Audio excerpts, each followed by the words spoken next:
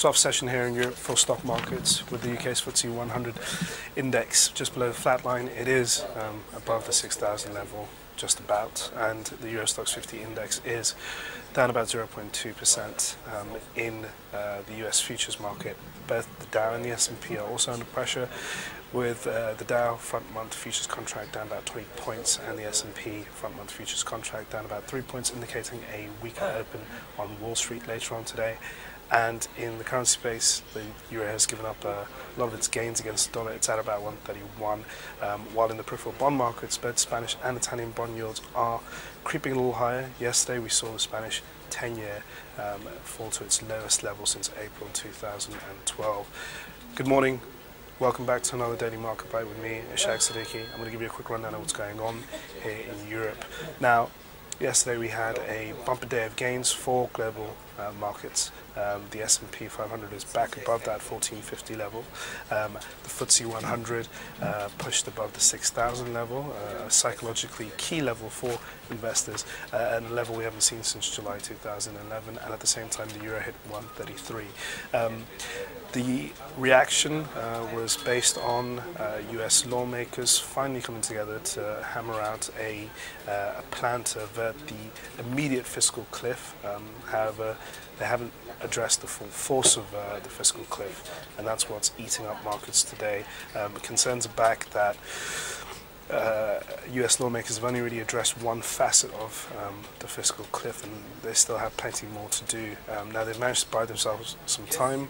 They've got 2 months for a deadline on coming together to have a compromise on spending cuts and raising the debt ceiling. When it comes to spending cuts, both Republicans and Democrats are very divided, with the Republicans who would look for more spending cuts, and Democrats very much against that idea. So at this point right now, markets are very nervous as to what's going to happen in the next showdown between US lawmakers. There's a new Congress in place as well, which is not as partisan as the previous Congress, and I think that's causing a lot of worries as to how this is going to shape up for US politics. We're going to see more finger pointing and setbacks and muscle flexing, and that's all causes markets to worry about the prospects of a deal coming through in the next 2 months.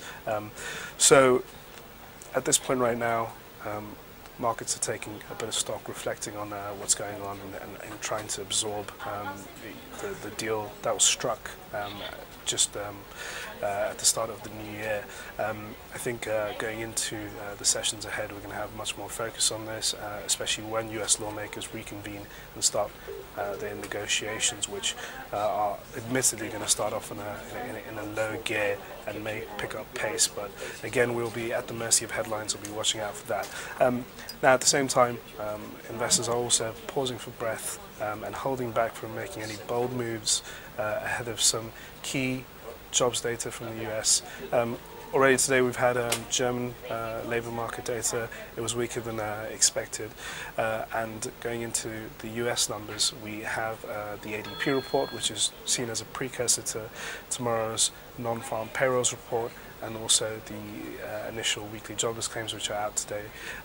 Now, we're forecasting, or markets are forecasting, around about 120,000 jobs to be added in the US economy in December.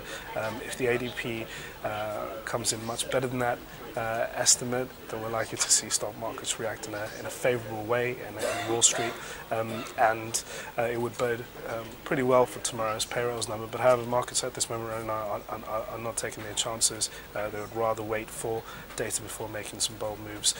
So that's the main focus today. Look out for that, and I'll see you tomorrow for another Daily Market Bite.